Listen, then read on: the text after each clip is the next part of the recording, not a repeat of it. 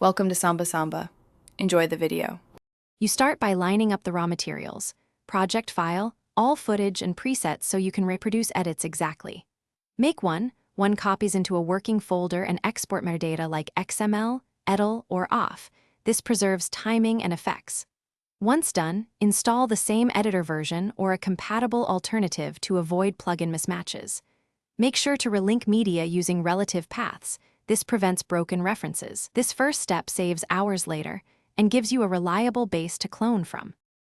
You now reconstruct the timeline, import the XML or AAF to restore edits and markers, then relink media while checking frame rate and timecode so motion and sync remain identical.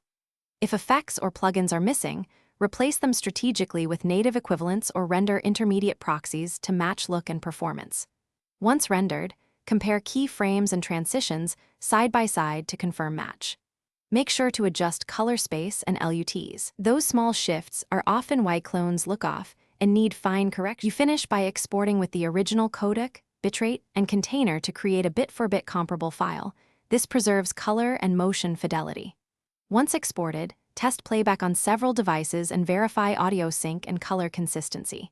If something is off, first check for timecode offsets, dropped frames, or mismatched frame rates. These are the usual culprits.